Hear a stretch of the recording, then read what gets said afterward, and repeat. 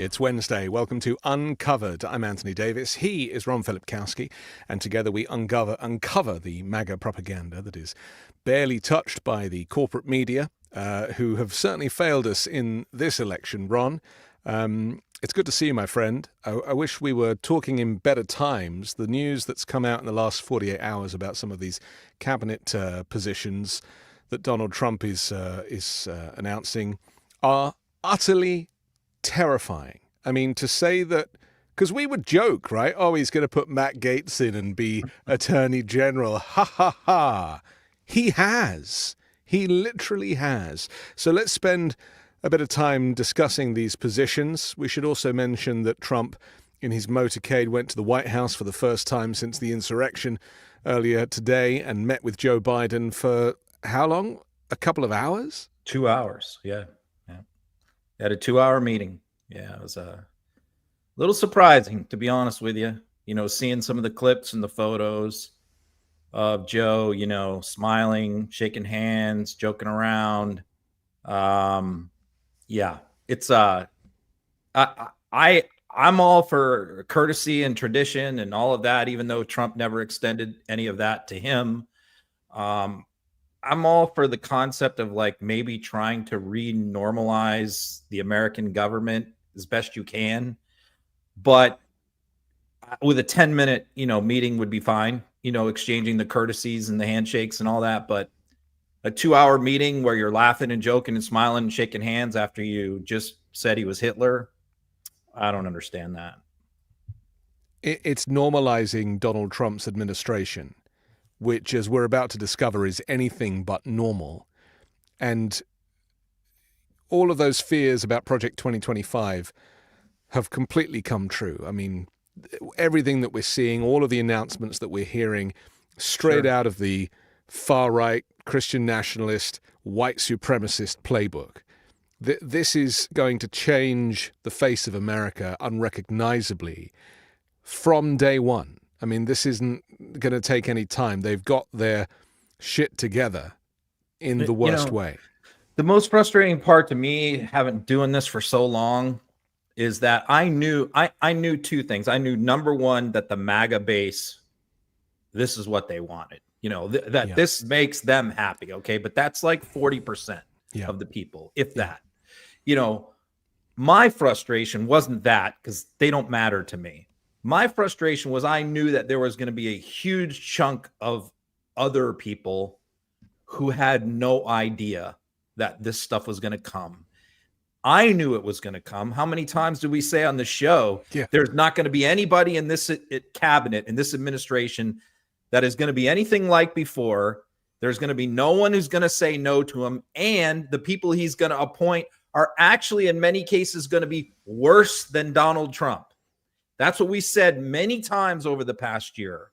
And I knew that the challenge was to get those voters out there, those low information voters, to understand what was going to happen. But either they didn't get it, they didn't know about it, or they just didn't believe it. But now we have the reckoning. I mean, we're even having Republican senators now this afternoon going, what the hell's going on? They're shaking their heads over the Attorney General appointment, the DNI appointment, the Secretary of Defense appointment.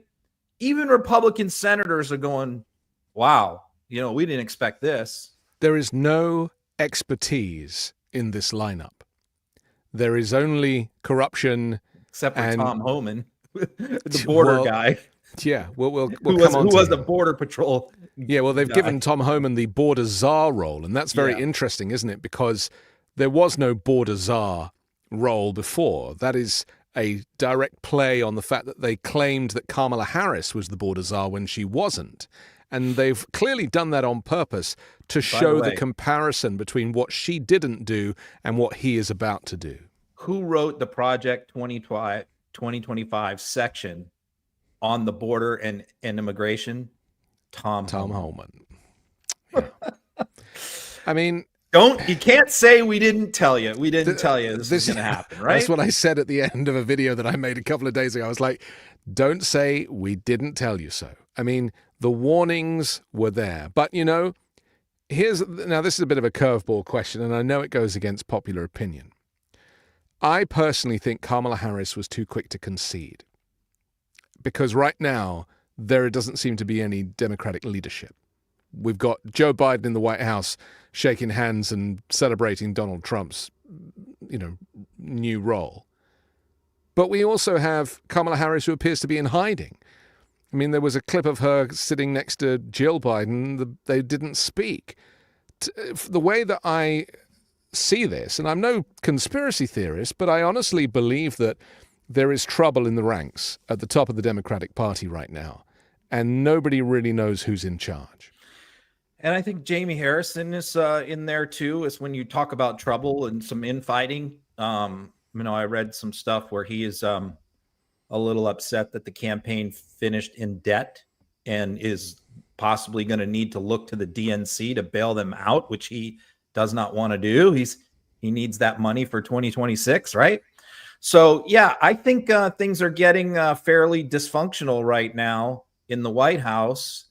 And on the one hand, you think, well, it's better that we get a fresh start and maybe start over. But at the same time, like, the fresh start is Donald Trump and mania. So yeah, I don't know. It's they've had some harebrained plans, putting up a slate of judges right now. Like, that's going nowhere. Like, why are we even bothering with that nonsense? That's not going to happen. So it's distressing across, rushing the aid to Ukraine, I thought was great. I think that's important because Mike Johnson has already said that they're not getting another penny. So even though John Thune thinks they're going to, they can't get it through the House. So yeah, it's a mess. I think I'm just hoping that, like, 2020, Trump's handling of COVID and the mania really unified Democrats like maybe nothing else could have. Did the Trump insanity during a crisis really brought Democrats together from a messy primary? And maybe that will happen again. That's if we get another election or even a midterm election. I honestly believe that the playbook is far more sinister than people think. And even to the point that I'm not completely convinced that we shouldn't be asking for a hand count in every swing state. It doesn't make sense to me that he won. I've been spending the last week or so in mourning, feeling numb. I found the energy to do some analysis. And I was like, it just doesn't make sense that somebody who is so egregious could win by such a large margin in the swing states. It just doesn't add up to me. And so I'm still saying that I think that she was too quick to concede. And people are going to be like, oh, it was her fault. And I think maybe there is a feeling that because the jury was out as to whether or not Kamala was the right candidate in that moment, that people's natural instinct is to think, well, the election was not fraudulent. It was just Kamala Harris who wasn't a good enough candidate because she was too black or she was too female or because she was too supportive of women's rights. And actually, why don't we start to think about, well, they've had 4 years to infiltrate the system. I need to be certain. And I think hand counts is the only way to be certain. Well, we all have our theories. I've given my theories in great detail in articles that I've written and posts that I've made. I've also said that I'm not going to go down that road and even just entertain a discussion about all that. But why? Because this is I very don't want to interesting. encourage, because there are so many people out there that are getting clicks and views and attention by floating blue anon type conspiracy theories. Yeah, but I'm not talking about conspiracy theories. I don't want to do that, and I don't even want to engage with it. I don't want to encourage it in any way. I agree, and I don't either. I'm sure there's many people watching who disagree with me about that, but I'm just not going to do it. You guys can do that somewhere else. Well, I'm not doing it, but here's what I am saying, because we have to talk on a deeper psychological level about this subject, that because we are pro-democracy, we therefore will accept the result of the outcome of the election, whatever happens. That is what is inbuilt to us as pro-democracy advocates, Not whatever. I mean, assuming that all the safeguards checked out and everything checks out, sure, yeah. Right. I mean, if there's supervisors of elections that are out there sounding an alarm, then that might be a different story, that they think there's fraud. But I haven't heard any credible person other than people on Twitter, looking for clicks. Agreed. But, and this is why it's such a fine line for people, because nobody wants to go into conspiracy theorist territory. But we are so ingrained to believe because they're there. The right is there. And if we go there, then it's anarchy. Right. They go low. That's where we're at. We're at they go low, we go high. I totally agree with you. But Donald Trump has cheated at everything, from golf through business, through the last election. Why are we giving him the benefit of the doubt this time that he didn't cheat? I mean, he's been saying for months, you don't worry about voting for us. We have plenty of votes. I don't care about you. I just want your votes. This weird contradiction of information from him. This is what I just want to make sure that we have double and triple checked this election before we jump to this concession, which to me came way too soon. No, I don't know. I don't know what the answer is to that. I mean, there's water under the bridge. I don't know. It's interesting, isn't it? Because I just haven't get people all fired up going down those roads. Yeah. I just don't want to do it. I don't want to do it. And I don't want to do it either. I am like the last person maybe it was rigged to do it. I don't know. I have no evidence. You have no evidence. Yeah. I haven't seen anybody bring any evidence out other than theories. So until somebody has some evidence, I don't want to waste my time. Right, but I just want to know very limited. Agreed, and I am with you on conspiracies. Right, but I just want to know that someone is looking into it. That's all. I just want to know that it is being... I don't know, 10,000 supervisors of elections around the United States that are elected to do that, and their staffs not. And I'll say the same thing I said to right-wingers back in 2020. How come we have 120,000 election workers in the United States and we haven't had a single one come forward and allege fraud? You'd think there'd be one, and there isn't. Yeah. We have people on Twitter, and that's pretty much it. Yeah. Well, I came off Twitter the day after the election, as I promised I would. So I'm not seeing any of that stuff. I'm not rooted in those conspiracies. It's all over. Yeah, but I just find it's not helpful because, again, once you do that, then you stop having the real discussions about what you can do better to fix it. Because if you convince yourself it was rigged and we really won and Trump really isn't popular and Harris really is, then you don't go through that very difficult process of soul searching and trying to fix what went wrong. You just say they stole it, it's rigged, and now we're MAGA. But we can't argue with the fact that Elon Musk... We're left-wing MAGA. We can't argue with the fact that Elon Musk was buying people's votes with $1 million gifts, right? We cannot argue with the fact that this disinformation campaign waged by not just Trump, but by Musk on Twitter, by buying Twitter, Iran doing these kind of weird bomb alerts at these swing state polling places. I mean, all of that is election interference, isn't it?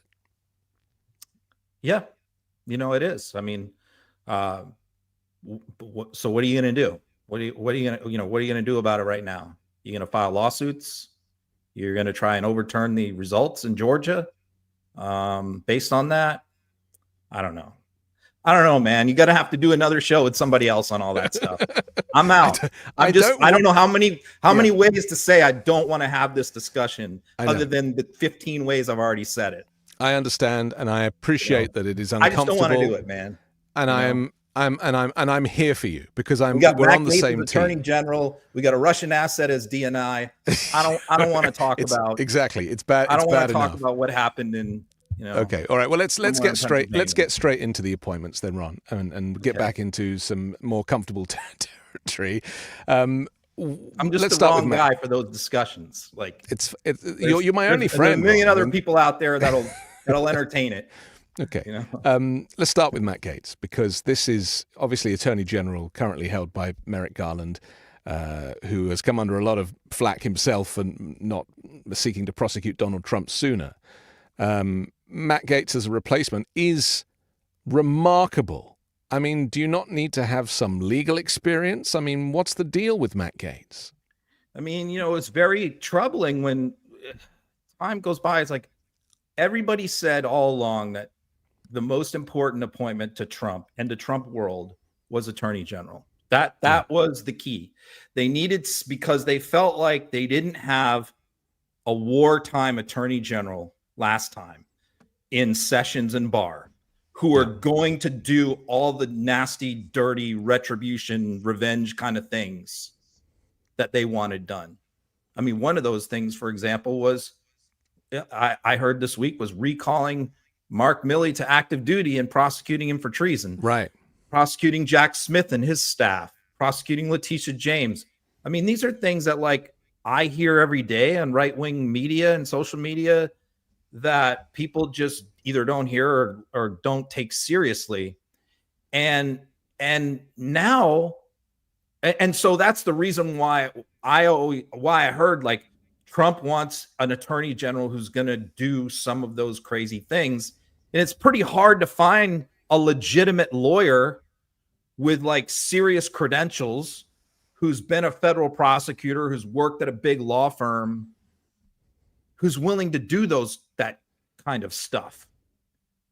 And he found someone who is in Matt Gaetz. Matt Gaetz will do anything. He'll do crazy stuff that Trump never even thought about. So, but is he going to get confirmed by the Senate? Well, we're going to find out really what some of these Republican senators are made out of, if they really do care about the country and the Constitution first, because these confirmations are a big test for them. I have the Trump statement that he kind of posted about Matt Gaetz, and I won't read it all, but he said, "It's my great honor to announce that Congressman Matt Gaetz of Florida is hereby nominated to the Attorney General role of the United States." I mean, saying that, I'll just move on to the second section, Matt will root out the systemic corruption at the DOJ. Now, this in itself is an example of the kind of implosion of logic. Donald Trump is the corruption. And by putting somebody who is himself completely corrupt into a role to seek out corruption is, I mean, I feel like we're living in the upside down. Matt Gaetz never practiced law. I mean, not really. I mean, his dad was a very super wealthy guy, state senator. Matt Gaetz was never interested in practicing law. I think he practiced law for like 2 years. He did virtually nothing, handled no cases of consequence, and, you know, went straight into politics because his dad had it all teed up for him. His dad bought him a seat in Congress, and he ran in his dad's old state Senate district. So it was like handed to him on a silver platter, the classic Nepo baby. And so he never practiced law. He never was a federal prosecutor. He never worked in a big law firm. He never handled big cases. He's been in Congress. And not only that, I mean, think about it. This is a guy who toppled Kevin McCarthy, led a small band of rebels to topple a Republican Speaker of the House. This is how crazy this dude is. I mean, he was under federal investigation for sex trafficking. Yeah. Now, maybe they didn't have enough evidence to prove it because it was kind of like a he said, she said, and the main witness against him had no credibility whatsoever because he's a habitual liar. But that doesn't mean that Gaetz was innocent of all that stuff. It just means that they felt they couldn't prove it. So the idea that he would be the Attorney General of the United States. I mean, we think about 2020 when Trump wanted the Attorney General to declare martial law and seize voting machines, and Barr and then Barr's replacement weren't willing to do that. You don't think Matt Gaetz is going to be not willing to do that? Of course he's going to do that. He's going to do that and much worse. So But it's also going to make America look ridiculous on the world stage. In fact, much of these appointments will contribute to the loss of America's strength as a superpower and as an administration, because it's a clown show. He has to bring, people don't even realize how much the Department of Justice does. Right. I mean, you're talking about civil cases, civil rights cases, terrorism, international terrorism cases. There's just national security cases, along with narcotics trafficking and child sex trafficking, child pornography. It's just a massive amount of responsibility. And Matt Gaetz has never run anything in his life. He couldn't run a hot dog stand. I mean, this guy just inherited a seat in Congress that his dad gave to him. He's in a district that's like R plus 30, where, you know, a roadkill squirrel with an R next to it would win that district. On you know, he can't lose. So this is not someone who has been vetted or tested or has a significant background. I mean, even setting all that stuff aside, we have everything he's said and done over the years in Congress, just some insane stuff. I mean, that confirmation hearing is going to be absolutely wild, just absolutely wild when they start bringing up all the old stuff that Matt Gaetz has said in the past. Just insanity. I mean, I'm kind of lost for words, which is unusual for me, because, you know, Trump famously says things like, "I only hire the best people."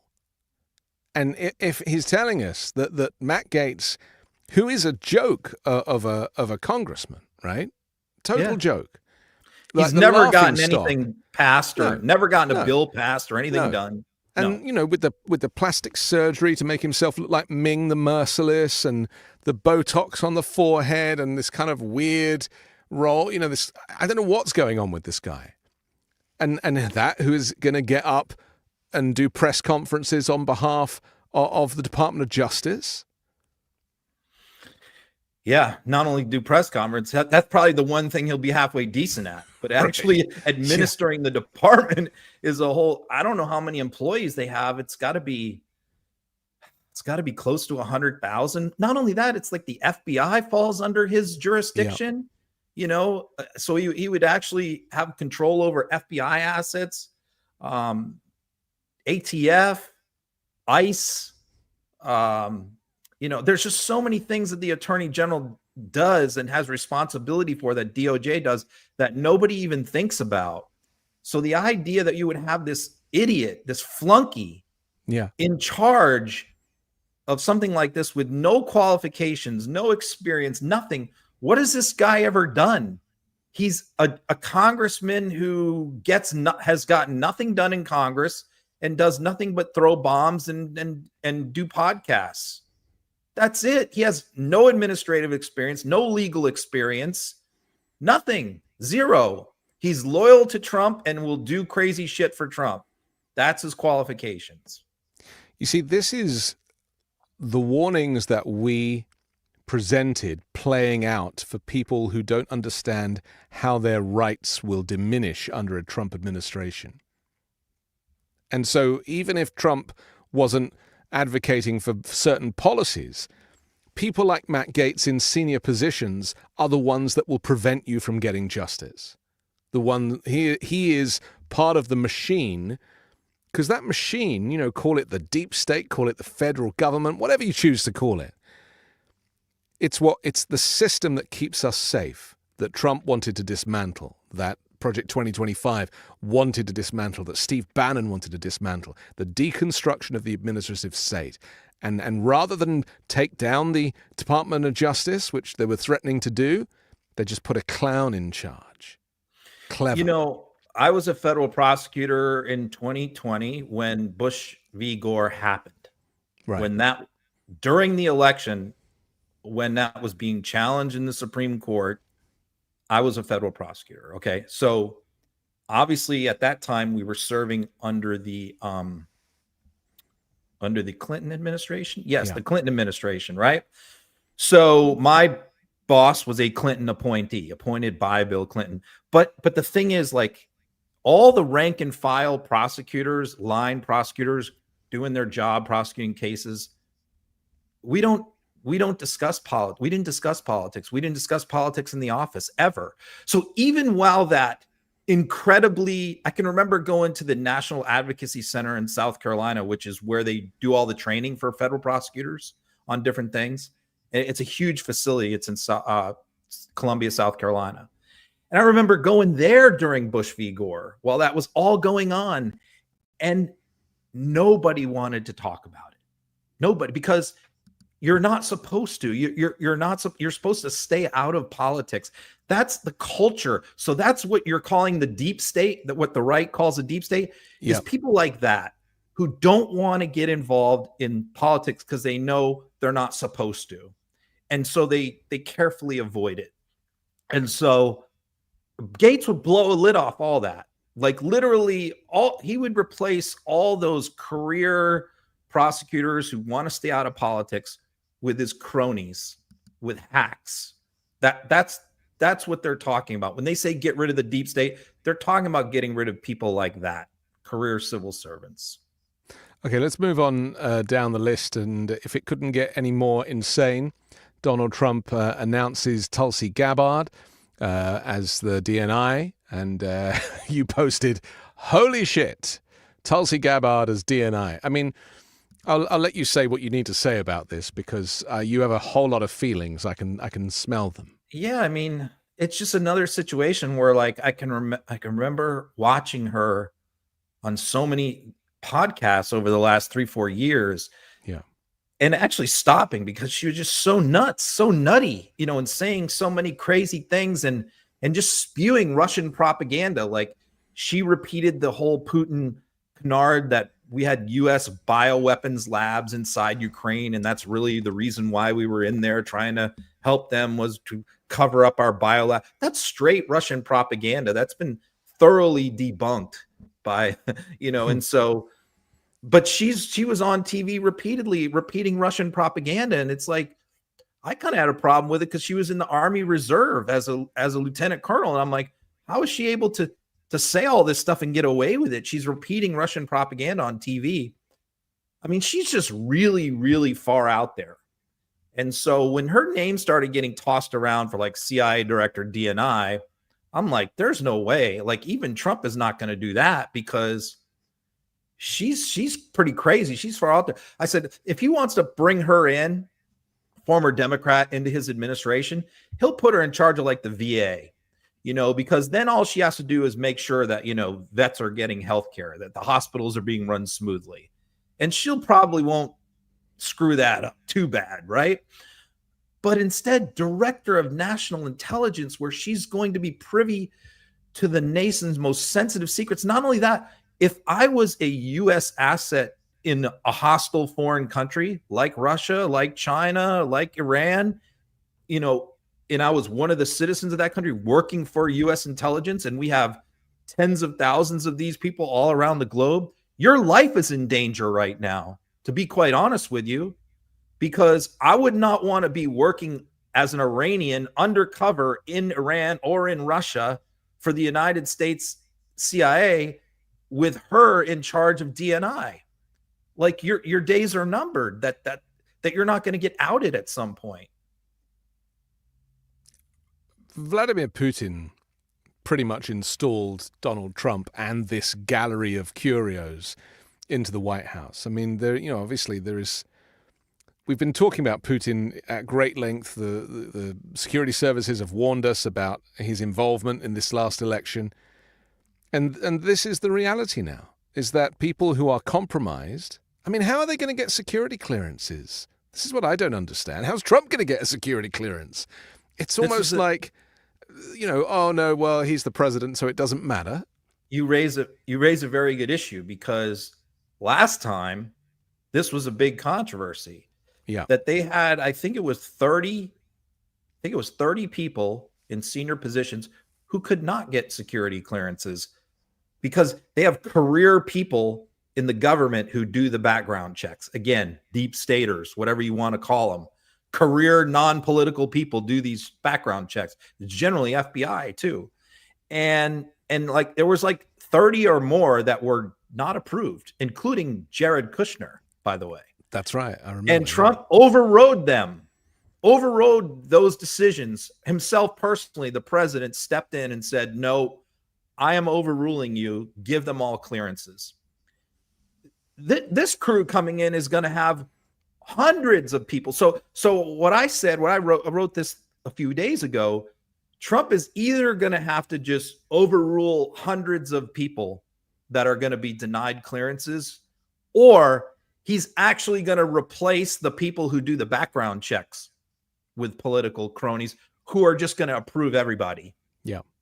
All the guardrails are being ripped off that have been there for decades to safeguard the United States government from evil and corruption. All those guards are being ripped off right now. Well, especially if the Republicans win the House in addition to the Senate and the White House. And then these operatives are running these senior departments. Yeah. That's already been called. Yeah, that was called earlier today. Yeah, it's going to be like a 4-seat majority. That is what is traditionally known as the separation of powers, right? Yeah. So separation of powers is now null and void. It's a thing of the past. So there are no checks and balances. There are no protections. This is how Putin runs his government. And that's why my fear is that there might not be a midterm or an election in 2028. Trump doesn't care for the protocols or for the rules. And the fact that all of these legal cases, Jack Smith and Tanya Chutkan and all of them, just gone. I mean, another thing, our worst fears have been realized, Ron. You think about it, like, what are the fallbacks if Congress fails in their responsibility and you have a corrupt president with immunity from prosecution? You have the courts. Okay, well, MAGA judges. Sometimes the courts have done the right thing, but lately, more often than not, they haven't. Yeah. So that's one thing. And then you have the military. And now, along those lines, apparently, I just read that there is an executive order that has been drafted to create, I think it's called the Warrior Council. And it's going to be an advisory board of veterans and retired military guys, right-wingers, who are going to take a look at every single general and admiral in the U.S. military and to root out quote-unquote woke generals and to get rid of them, to drum them out of the military. Now, again, nothing like this has ever happened before in our history. So if Trump actually does this and creates this council and starts purging the U.S. military of career officers because, let's say, they're registered Democrats or something else, then that guardrail is now gone. Where are we? Can you believe that we're having to have this conversation in this supposed land of the free, the place that I emigrated to because I, was such a huge advocate for, at the time, Obama's America and all of the freedoms that it enjoyed. And now you and I are having to talk about regime change in our own country. Yeah, I mean, honestly, like, if you had to say, like, who's gonna who would you have to pin your hopes on in this dark scenario? It would have to be like the old guard Republicans in the Senate and the House. The people like John Thune, who just got elected majority leader, who does not like Trump, who did not endorse Trump. People like that have to step up and say, no, we're not going to go along with this because Democrats don't have the numbers. Yeah. So it's going to take a few Republicans to join with Democrats to stand up and say, no, we're not doing this. And we're going to find that out in the confirmation process. I mean, if they go ahead and confirm all these crazy appointees, we know we're in big trouble. But if they stand up to Trump and they reject some of these, maybe there's a little hope there. But no one in the Senate has stood up to Trump so far in the last decade. No one has stood up to Trump. Not much. And anybody who did, didn't last very long. They disappeared.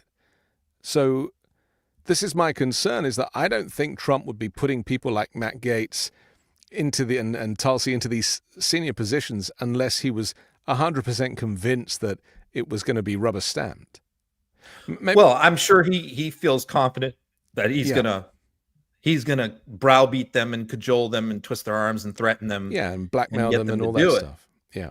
And then it's going to come down to, like, are they confident enough, like Thune? See, because Thune was one who condemned January 6th very forcefully and condemned Trump. And so Trump ran someone against Thune in the primary in 2022. He endorsed someone to run against Thune, and Thune beat him. And so it would have to be like senators who are confident that they can withstand a primary challenge from a Trump endorsed person and is willing to go through that to stand up and do the right thing. But, we just lost some people who would do that. Mitt Romney would be one. Yeah. I mean, there's a handful, but, there are some we could look to, like a Thune, like a Lisa Murkowski.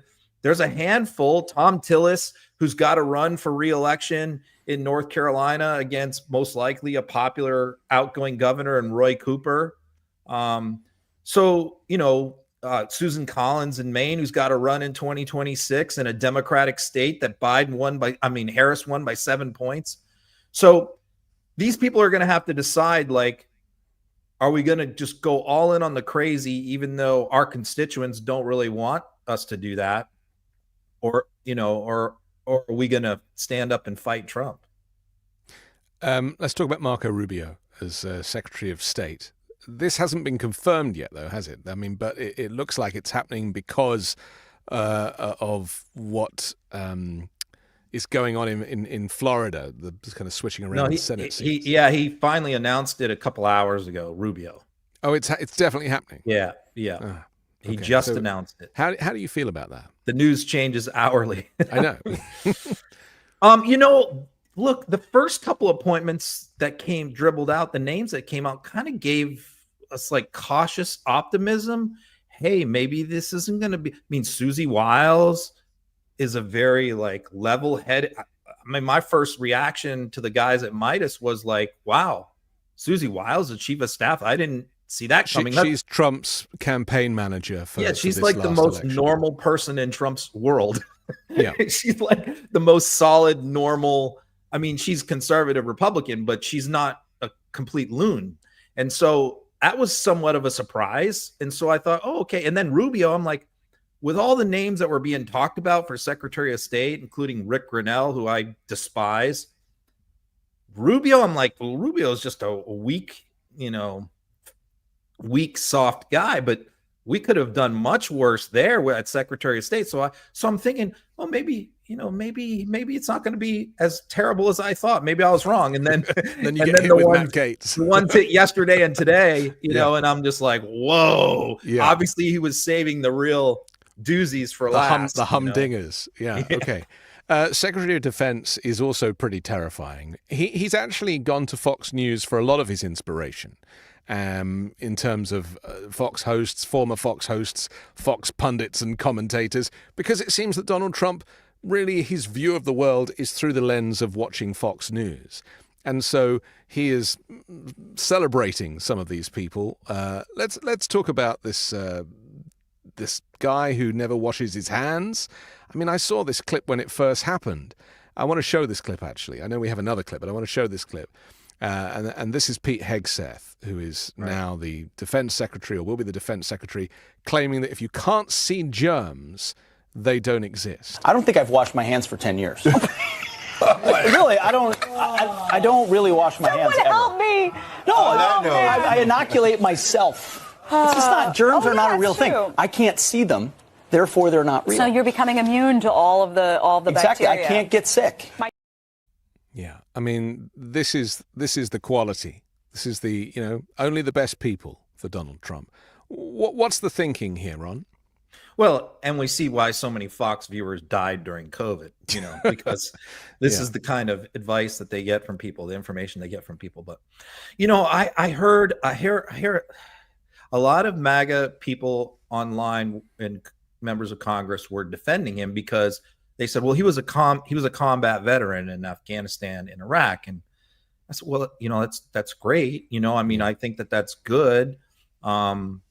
Maybe that would be something he could use as part of his resume to run for Congress or something, but being, a lieutenant or a captain in a combat role in Iraq does not qualify you to run an agency of 2.1 million people and to have, you see, the president has the nuclear codes and the Secretary of Defense has the nuclear codes.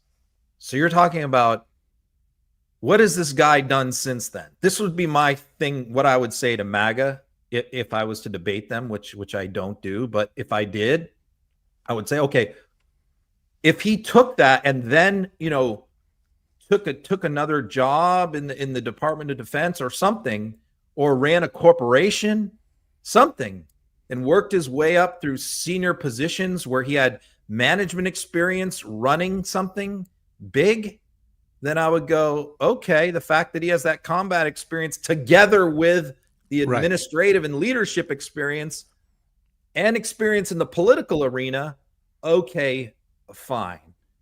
But he has none of that. He has none of that. He ran some veterans charity organizations. Okay, that's just fundraising and doling out money. That's not managing employees. And so this guy literally, like, why is he the most qualified person in the United States to run the U.S. military? Why? Because Trump likes him on Fox. It's just, it's complete insanity.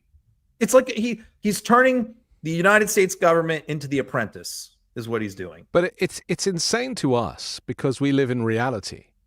But to Donald Trump, who has not lived in reality his entire life. Remember, he was born with a gold toilet in his mouth.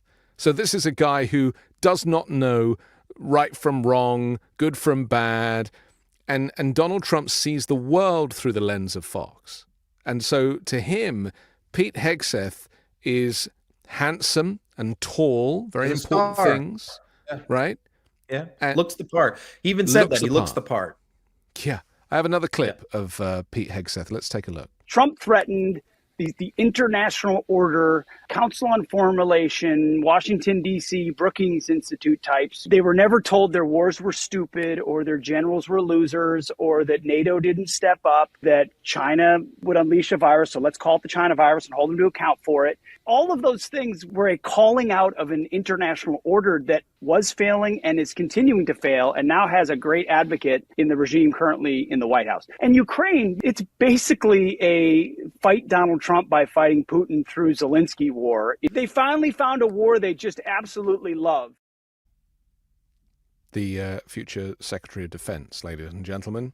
That's what we're dealing with. That's no different than what Vladimir Putin said to Tucker Carlson in an interview. I mean, but a lot of this, we're gonna do this, aren't we? We're gonna have these conversations. We got the DNI secretary talking about U.S. biolab fiction in Russia, and we got this guy saying that the United States wanted a war in Ukraine to feed the military-industrial complex. Yeah, a lot of these roads will lead to Putin and the Kremlin. A lot of these alleyways, when we investigate and we go looking, you'll find, as they did with these bomb threats at polling places, it was linked to a Russian email server. And we also know, like, while he was married, just other things, like he impregnated a producer on one of his shows and left his wife. I mean, this guy he's covered in tattoos. This guy's got a very questionable background since leaving the military. I'll just say that. And again, whatever's out there in his background is going to be drug up. They're going to find it out in this vetting process. And I'm not so sure that Trump's vetters did that much digging with some of these people. We have to take a quick break, but I want to come back and talk about Nosferatu's role as the Deputy Chief of Staff for Policy. That's next here on Uncovered. Don't you wish you had a secret weapon? Something that always impresses, a recipe maybe, or even a piece of clothing? Well, a secret weapon is a great asset to have in your back pocket. It helps you get ahead in life, and that is how Mac Weldon thinks about clothing. As a secret weapon. Timeless, classic style that's infused with performance fabrics and hidden details. I love my Ace full-zip hooded sweatshirt in a charcoal heather grey. It keeps me warm, makes me feel more confident, because it's quality clothing. Mack Weldon apparel gives you understated good looks for understated confidence. Not flashy, just classic, always in style, and made from the world's most comfortable performance materials. Mack Weldon clothes are designed to fit your style and the demands of modern life. They look like regular clothes, but they feel like the latest in modern comfort. Get timeless looks with modern comfort from Mack Weldon. Go to mackweldon.com and get 25% off your first order of $125 or more with promo code UNCOVERED. That's MACKWELDON.com. Promo code UNCOVERED. There's a lot happening right now, especially with the unexpected result of the election. And of course, it can feel especially stressful or hopeless when things are outside of our control. But Calm can help you restore your sense of balance and peace amidst outside chaos. Calm is the #1 app for sleep and meditation, giving you the power to calm your mind and change your life. Calm knows that everyone faces unique challenges in their daily lives, and mental health isn't about a one-size-fits-all solution, which is why Calm offers a wide range of content to help you navigate life's ups and downs, with meditations to help you work through anxiety and stress, to boost your focus and build healthier habits, and take care of your physical well-being. Sleep stories and sleep meditations, calming music that will help you drift off to restful sleep quickly and naturally. Stress less, sleep more, and live better with Calm. For listeners to this show, Calm is offering an exclusive offer, 40% off a Calm premium subscription at calm.com/uncovered. Go to calm.com/uncovered for 40% off unlimited access to Calm's entire library. That's calm.com/uncovered. We're back, and you can find links to our sponsors in the description below. Okay, so we're continuing our going down the list of Trump's appointments, all yet to be confirmed by the Senate. And I was just looking in that break at the Midas Touch feed that was saying that apparently a whole bunch of Republican senators are going nuts about these appointments and are not sure, what to do. I mean, it's clear to me, Ron, that Donald Trump does not have access to quality candidates, right? That all the good people do not want to work with Donald Trump. They don't want to be anywhere near his administration. So what he's left with are not just the worst factions of the Republican Party, but also the Russian assets and the propagandists, and also a lot of these kind of clowns that are just really dangerous.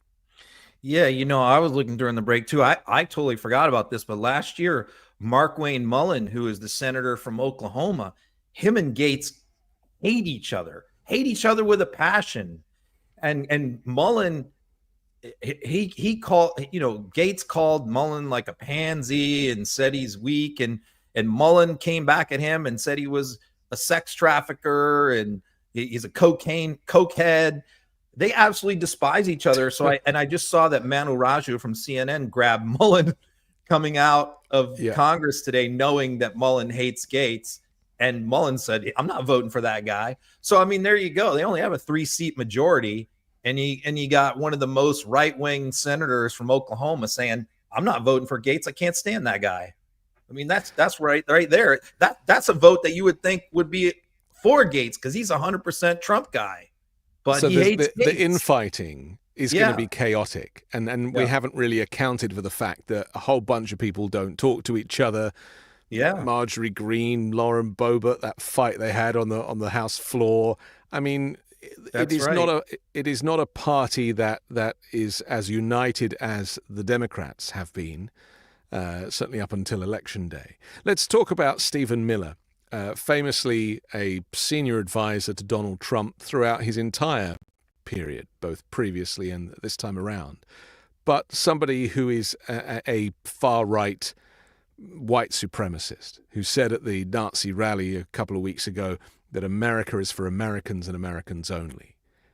And this guy has now been put in charge of White House policy as the deputy assistant for or deputy chief of staff for That's policy. right. Isn't that right?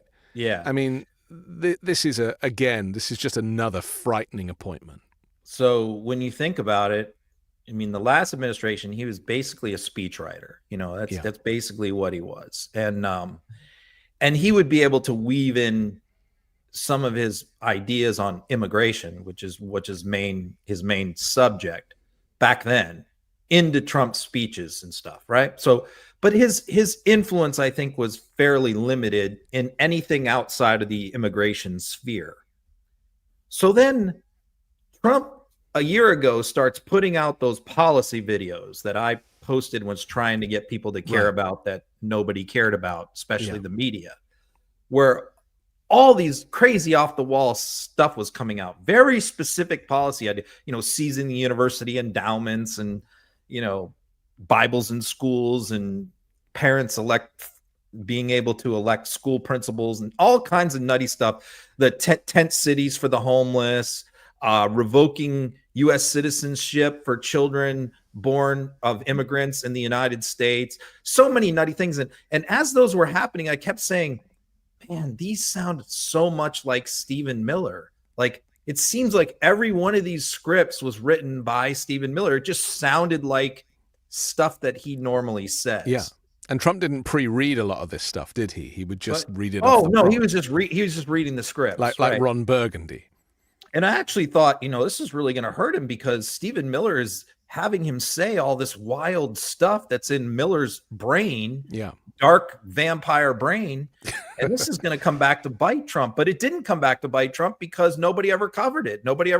I never saw it anywhere in the media. It's on my Twitter feed, but all those videos are getting posted now. That's the other aggravating thing to me, is I'm seeing all those videos being posted this week by other people for the first time. And I'm like, hey, I posted this stuff a year ago. Yeah. And you're acting like this is like, he's just putting these out now. He didn't put these out now. He put these out a year ago, and nobody listened.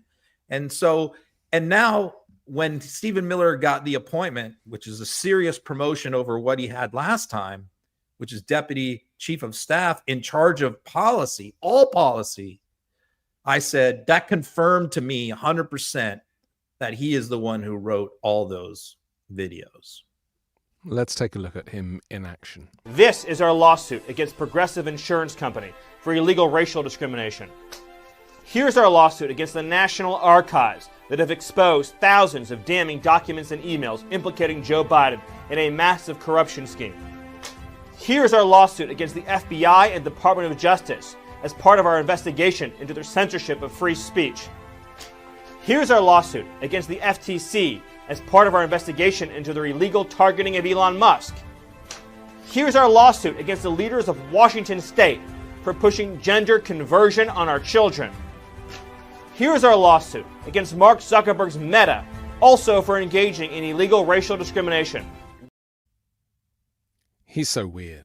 That's when he's talking about racial discrimination. He's talking about discrimination against white people. Yeah.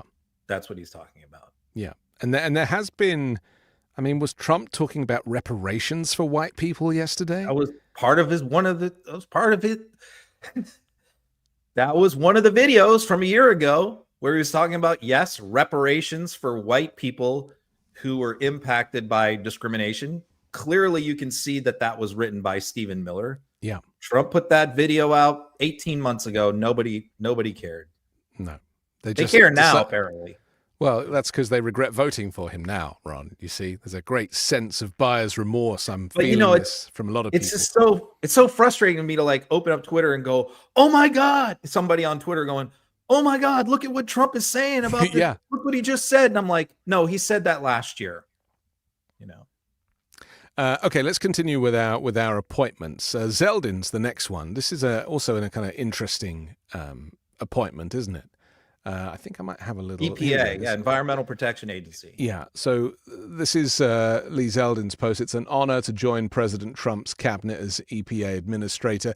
I mean, Lee Zeldin is a climate change denier, effectively, and this at a crucial point for the planet, as you know, the UN and obviously those connected through the Paris Climate Accord. We got COP coming up, talking about this is an existential threat to humanity, and Trump goes and puts this guy in the EPA.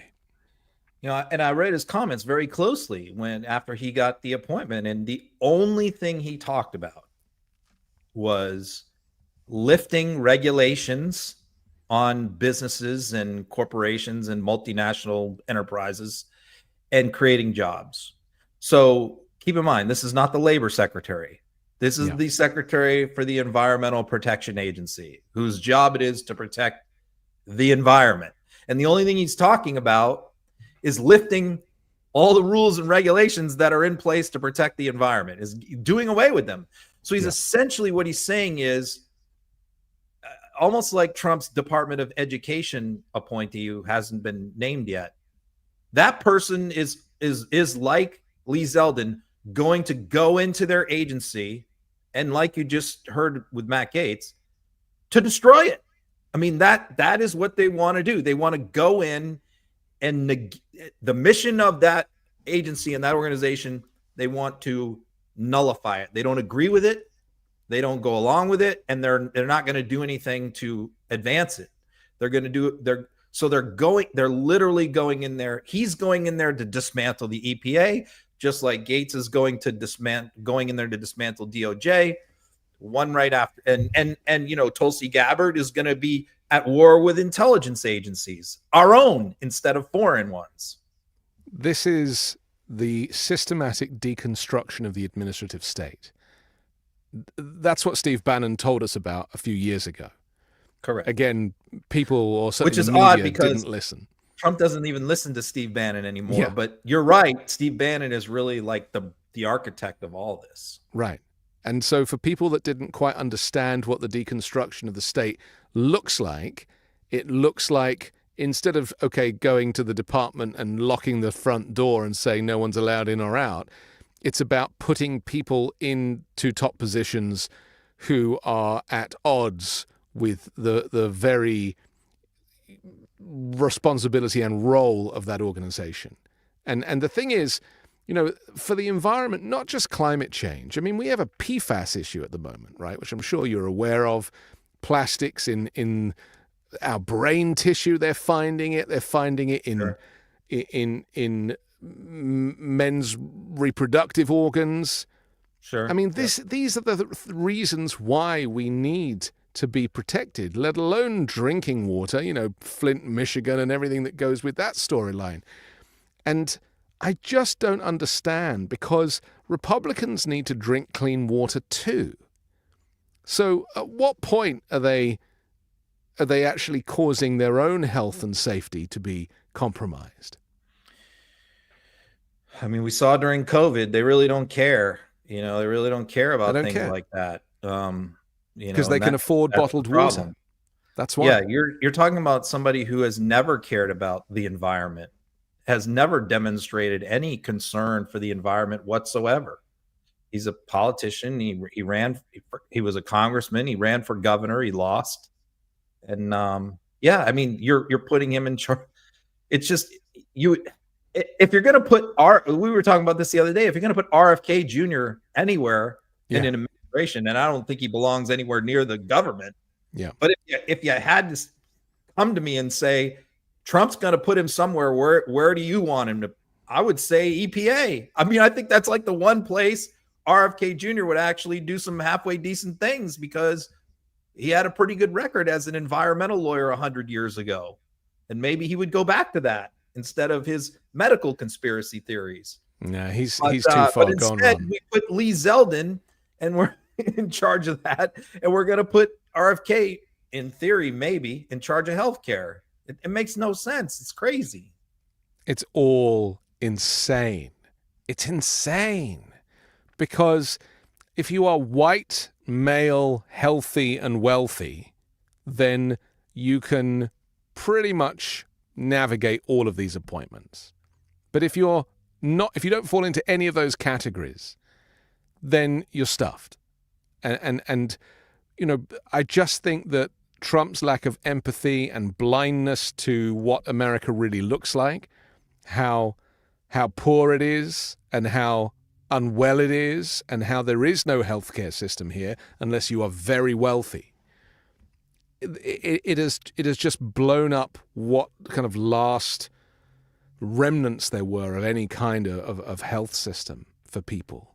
It's going to get far worse than what we could possibly imagine. And I'm not a doomsday person. I'm extremely optimistic normally, but I can see nothing in this new political landscape that is an advantage for any citizen apart from the white, male, wealthy, and healthy. Yeah. I mean, you look at who Trump's donors were, right? Where did Trump get all his money, And I looked at the top 7. There's the top 7 there, donors, political donors during the 2024 election, all Republicans.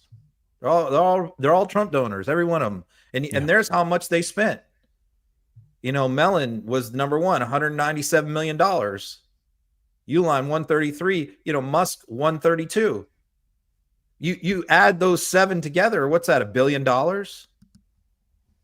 That's what he spent on his campaign. So you just have seven people that can buy the presidency. This is a problem. I mean, that obviously couldn't happen until Citizens United.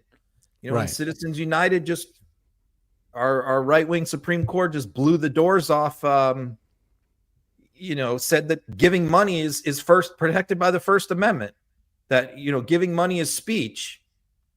I think that would have been news to Thomas Jefferson, but that's the way our Supreme Court sees it. And so now you have these 7 people can put $1 billion in for Trump. Let's go to the border now and the appointment of Tom Homan. This is another extremist who is going to be given way too much responsibility. Trump said, "I'm pleased to announce the former ICE director and stalwart on border control, Tom Homan, will be joining the Trump administration in charge of our nation's borders. The borders are, including, not limited to, the southern border, the northern border, all maritime and aviation security." This guy was the proponent of the family separation policy under the last Trump administration, keeping people in cages and all of that horrific stuff that eventually had to be, withdrawn and replaced because it was inhumane. And now he's back. Yeah, Trump was trying to appoint him to DHS last time, or maybe one of the jobs right below that. Yeah. He was never confirmed. He had one tumultuous hearing in front of Congress after another, and I think his name was withdrawn and he left. And so, yeah, I think he was there for like a little less than a year, and during that year caused utter chaos. Yeah, and left. And so, meanwhile, I was watching him at Mar-a-Lago, showing up at Mar-a-Lago a lot over the last 3-4 years, and constantly saying, like, if Trump goes back, I'm going back. I'm going to be his ICE director. I'm going to, we're going to straighten all this out, and saying what we're going to make last time look like child's play is what we're going to do. Yeah. And I just was listening to all that thinking, well, hopefully Trump will never get in there. But at the same time thinking, well, he's not going to bring this guy back because this guy failed last time. This guy caused nothing but controversy and problems the last time he was there because he's so crazy. And he literally was getting in like yelling and screaming matches in Congress with senators, with members of Congress, like screaming and yelling at him. Well, Trump's not going to bring this guy back. He's a little too nutty even for Trump. Here we are. This is this guy. And look, if you are looking to really carry out a super aggressive mass deportation effort where you're sending National Guard and military into blue states, fighting with the governors of those states and dragging people out of their homes and deporting them, this is your guy to do that. Tom's your man. Let's take a look at him. We have seen one estimate that says it would cost $88 billion to deport 1 million people a year. I don't know if that's accurate or not. Is that what American taxpayers should expect? What price do you put on national security? Is that worth it? Is there a way to carry out mass deportation without separating families? Of course there is. Families can be deported together. The entire argument that this guy, I've seen him interviewed on a few things now, certainly including that 60 Minutes, and his entire argument for the whole kind of deportation issue is that all of these people are drug dealers and rapists and all that stuff that Trump used to say and still says. And it's like, that is simply not true. And so apart from that, there's no talk of, people wanting to come here and work or seek a better life, or the fact that they contribute billions of dollars to the US Treasury each year with their tax payments. It's just talking about the rapists and the drug dealers and the fentanyl, and it's like, how's he gonna find these individuals? He's not. They're just gonna, in like true Nazi style, they're just gonna round everybody up. That's the thing. And so many of these Latino voters who voted for Trump and who have cousins, aunts, uncles, neighbors, employers, employees that are migrants that are in this position really don't understand the extent to which they think like they're not coming for us. They're coming for some people in jails or something. Right.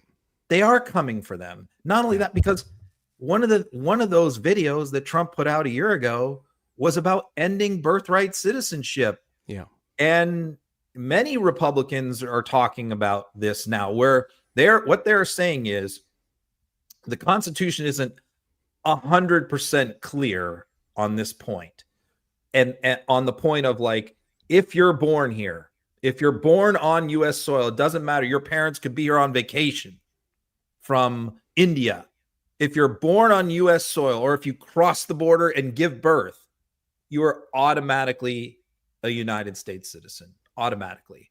And that has always been the way that lower courts, Congress, etc., has interpreted the Constitution. Well, you're talking about my son, but you're talking about my boy. That's right. But it's never gone to the Supreme Court. And Trump has said, and Stephen Miller has said, we don't agree with that. We don't think that that's what the Constitution means. Yeah. And what we are going to say is that children who are born in the United States to people who are not U.S. citizens will have their citizenship revoked, and they will be deported. And this is what so many immigrant families who are in this position don't realize. Yeah. But they said it.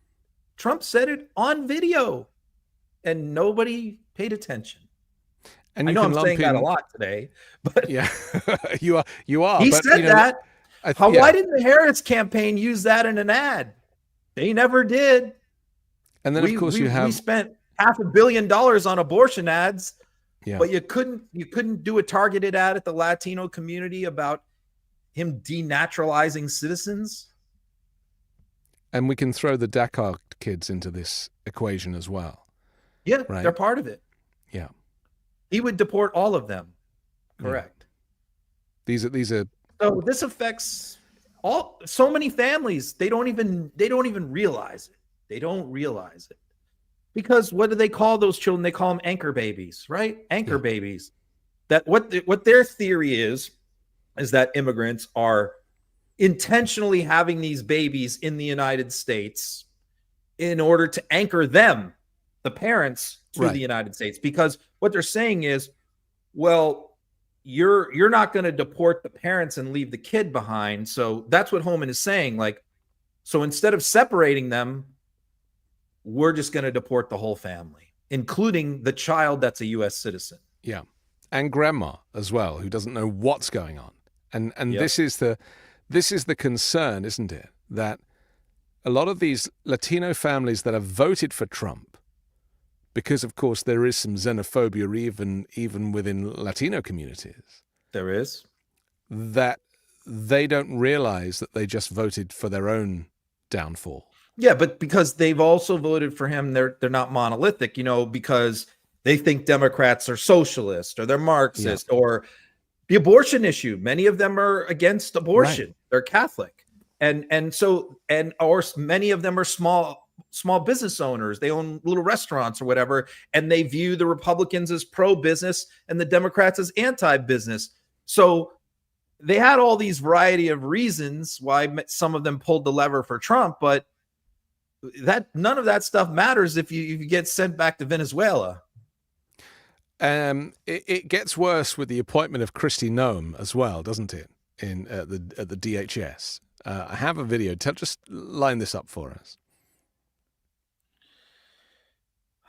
Kristi Noem is just not smart. See, that's the thing about this is that, DHS is a massive federal agency. Another one, just a massive federal agency with so many different things going on. And she's just not that competent of a person. She's a buffoon. So really my issue with her, aside from all the other nutty stuff, the puppy killing and all that, is that she's not being chosen because she's some incredibly competent administrator or a great governor or anything of that sort. It's that, she's loyal to Trump. She looks the part.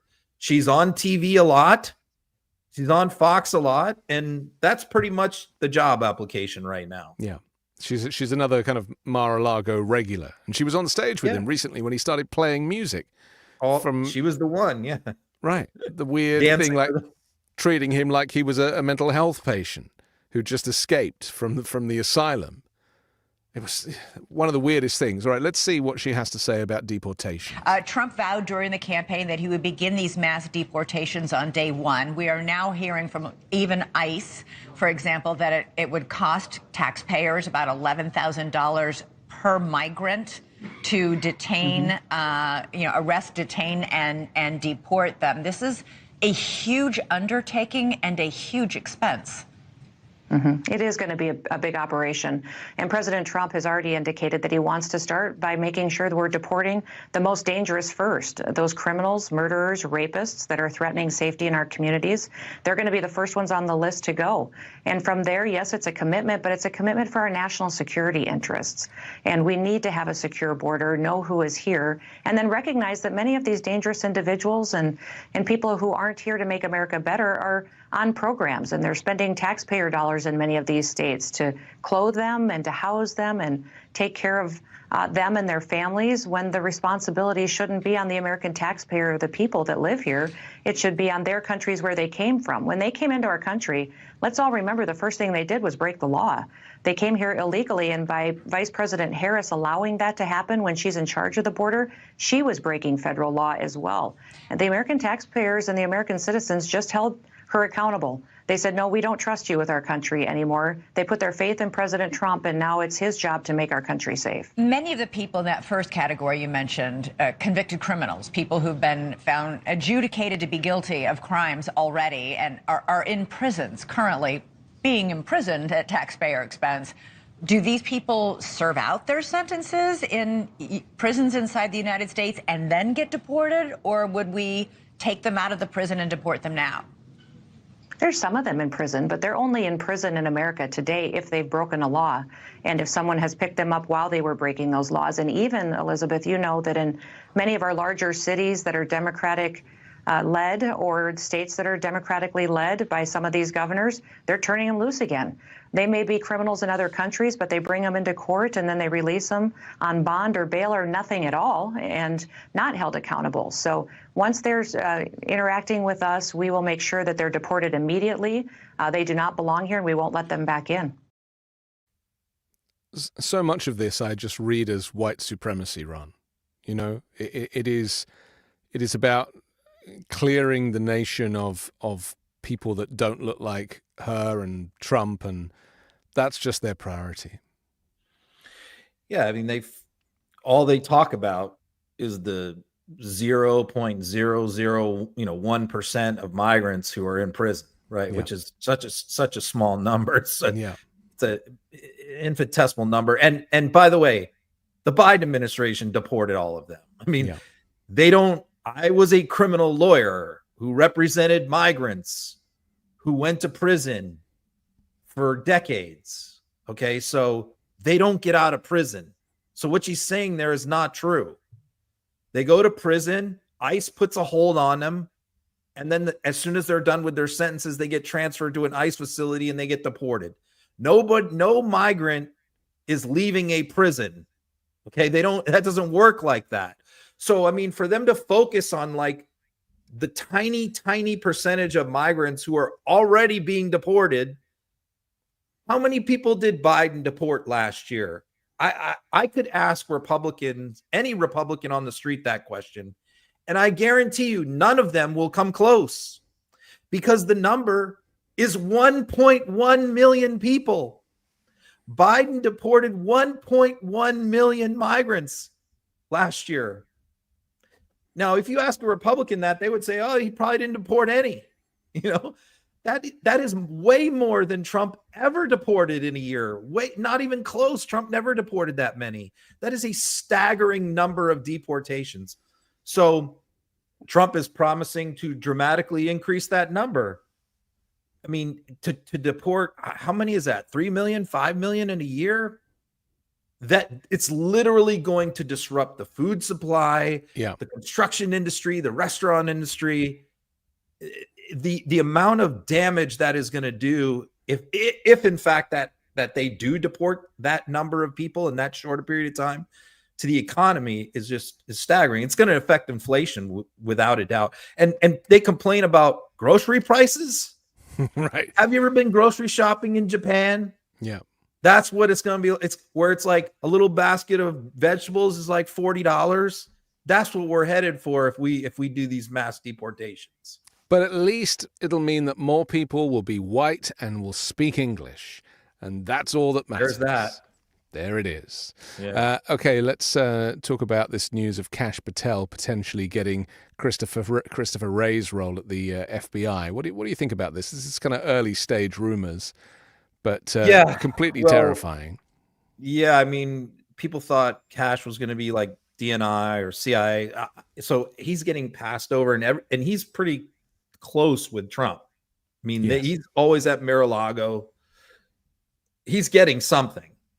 And so the speculation is, well, where does Trump really want to put Kash Patel, FBI director? The problem is FBI directors do 10-year terms. They're sort of like Fed chairman, Federal Reserve chairman. And the reason for that is because we don't want them to change every administration. The idea is like, these are nonpartisan jobs. Even though they get appointed by the president when their term, and same thing with the post office guy, right?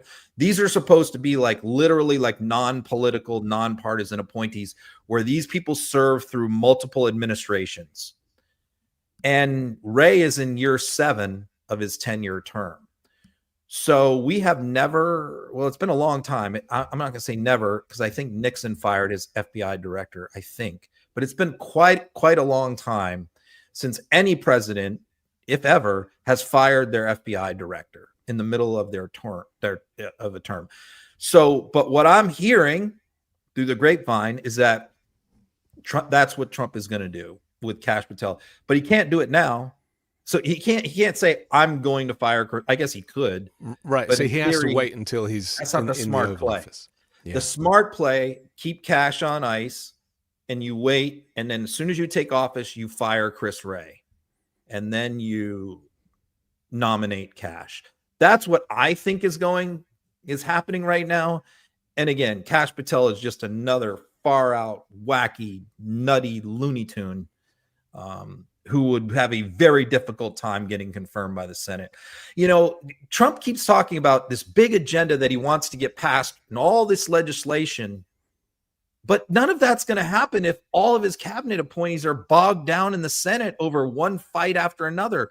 If you want to get an agenda through quickly, you don't nominate people who are controversial. So he's trying to do two things at the same time. He's trying to put up all these crazy, nutty nominees that are going to get bottled up in the Senate with an aggressive agenda that he wants passed in the first couple months. It's going to be everything we warn people about times 10. We need a subheading for this podcast that says told you so, or you were warned. Yeah. Because you and I have been having these conversations for months, and you know, there is enough information out there. But again, this is why the election has been compromised by a disinformation campaign, and the fact that people are not getting their news from the nightly news as they used to. They're getting their news from Facebook and from X and from places that can be infiltrated. And so they are living in a parallel universe. And speaking of that, I mean, we haven't even talked about Elon Musk and all I know. this. Well, let's get to him now, because Elon has effectively bought himself the vice presidency. You know, I feel like he's shunted Vance out of the way and curries more favor with Donald Trump by nature of his great riches.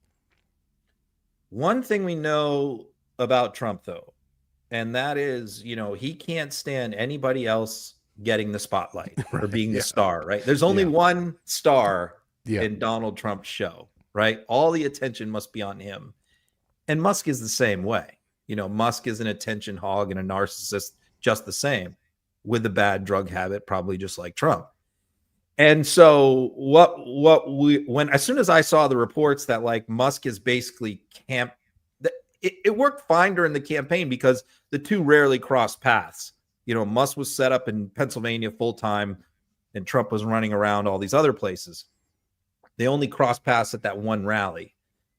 But since the election, Musk has basically moved to Mar-a-Lago and is camped out down there every single day, all day long. And as soon as I read that, I'm like, this is not going to work well with Trump.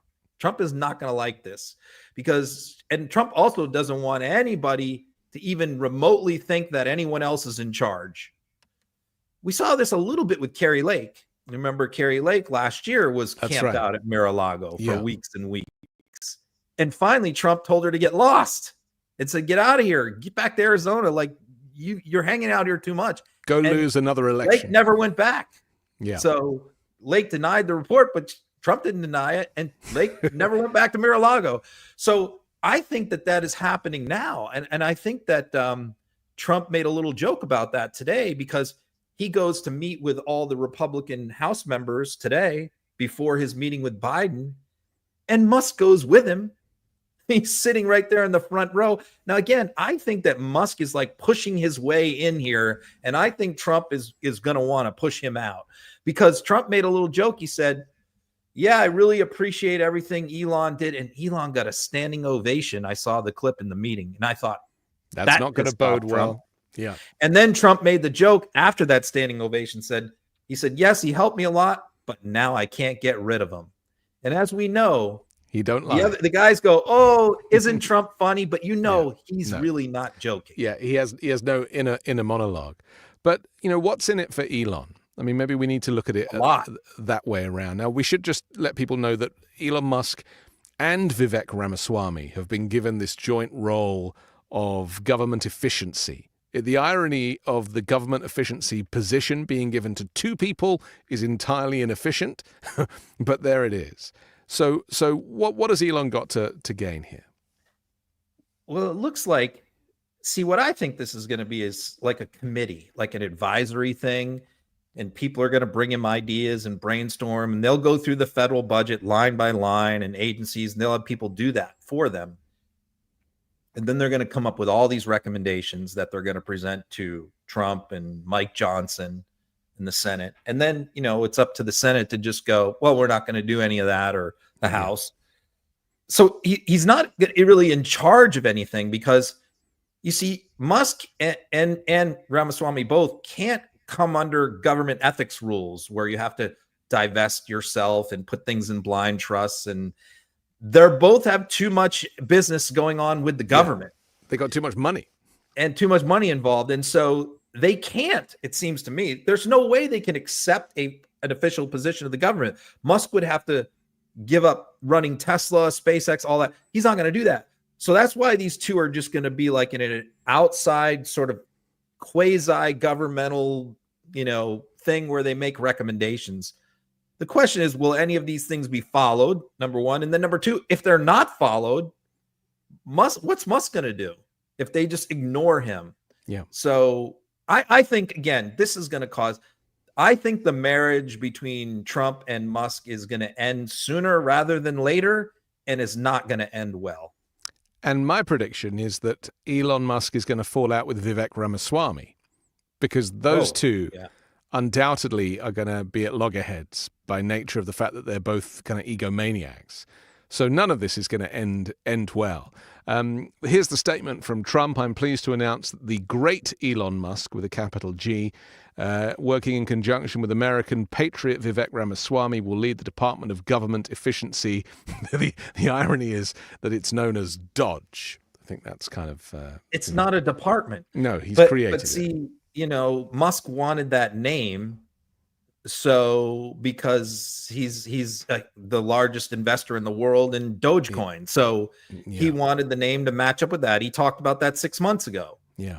So it's like a marketing ploy. And by the way, Doge was up like 20% today as a result. So to them, it's all about like a money making. It's like a game to them. The swamp is not being not a drained. game. You're talking about people's lives. Yeah. It's impossible to do. Musk has promised to cut the budget by a third, the federal budget. At the same time, Trump is promising to build an Iron Dome missile defense shield, increase defense spending to record levels, deport 10 million people, which cost a massive amount of money. Billions, yeah. To round them up in all the a new university he's planned to be run by the federal government, homeless tent cities for homeless people. I mean, you have all these new things that Trump is proposing that cost a fortune, and cutting taxes for everybody. Everybody's going to get all these tax cuts. And yet at the same time, we're supposed to cut the budget by 33%. Well, what's left? Social Security and Medicare, really. That's where the cuts would have to come from. There's no other place. Don Jr. seems to be earning himself quite a lot of responsibility. Although, didn't I just read that he's taken a job as well in a venture capitalist firm or something? That's just for somebody to line his pockets. Yeah, I see. Okay. It's like a lobbying thing. Right. Yeah, this is another very surprising development that I've watched sort of evolve, which is, after the last time Jared got his big payout from the Saudis, and you remember, the people who were in there last time were Eric was running the business.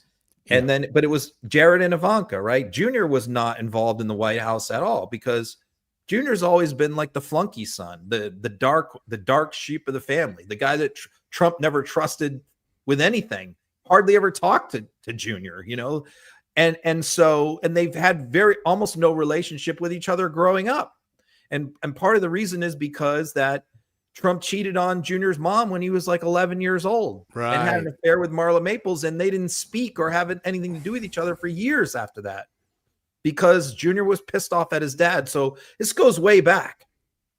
And now this weird thing has happened over the last 3 years where Junior has become sort of the ringleader of all the social media influencers and podcasters in MAGA world. Right. And is sort of managed them as sort of the circus ringleader and ringmaster, and provided his father with all kinds of information about what's going on with the MAGA base. And Trump has over time actually come to rely on him, so much so that I think Junior was the one who was responsible for him picking Vance as the running mate. So what you're seeing here in all of these appointments, I think, is actually Don Jr. has a lot of influence over his dad, where 3 years ago he had no influence. And Ivanka and Jared are out of the picture. And that should really scare everybody, to think that Donald Trump Jr., of all people, has any role to play in the formation of in the operation of the United States government. But in fact, he has a very major role to play, and it's in the shadows. But he has his dad's ear, and his dad is actually listening to him, which is pretty scary. Well, his dad's getting older and maybe doesn't trust himself so much, or feels segregated from this kind of youth vote. And, a lot of the research says that 100%. Trump going on podcasts and things actually did connect him with younger voters. Junior was a big part of that. Right. So he's made himself indispensable. Yeah, and I think his father recognizes that. I think he is convinced his father, who was very skeptical of his abilities, that he actually does have now, for the first time in his life, a useful skill to the old man. Right. Here's a quick clip of Junior advocating for RFK Jr. Let's take a look. I was actually with RFK yesterday. We definitely do want to, honor the promise that we made, make sure that he's involved in whatever capacity sort of he wants. And I think he'd do an incredible job on the stuff as it relates to health. I love what RFK can do to health. I have 5 young kids. I want to make sure I'm not poisoning them, when they have a meal. I think that's incredible. I'd love to let him go wild on some of these things, or at least shed some light so the American public understands exactly why we are where we are, exactly why we're so fat, exactly why we're so unhealthy, and why it seems like so many people are trying to keep us that way rather than let us be healthy.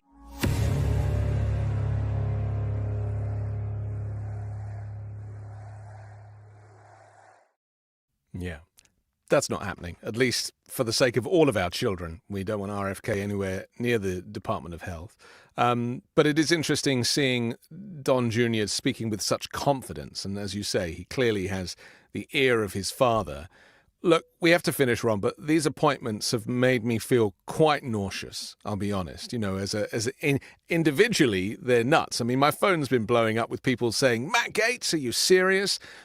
Individually, they're crazy, but you put them together, and what you have is a dangerous group of individuals who, as a collective, are even more dangerous for the American people. And that's what we have to look forward to in the new year.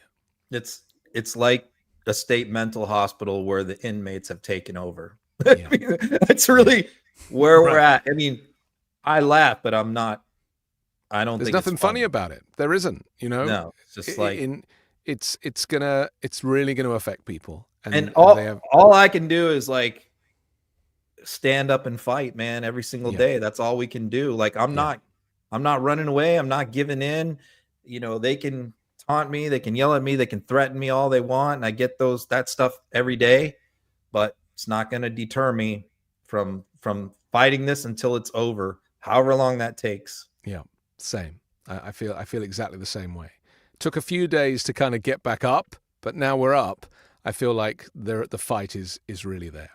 Okay, thank you, Ron. I look forward to continuing this conversation next week. If you want to check out our supporters and sponsors, they're in the description below. If you want to download the audio podcast, that'll be available later on tonight. And we'll come back next Wednesday and uncover more MAGA insanity here on Uncovered. Thanks, Ron. See you next week.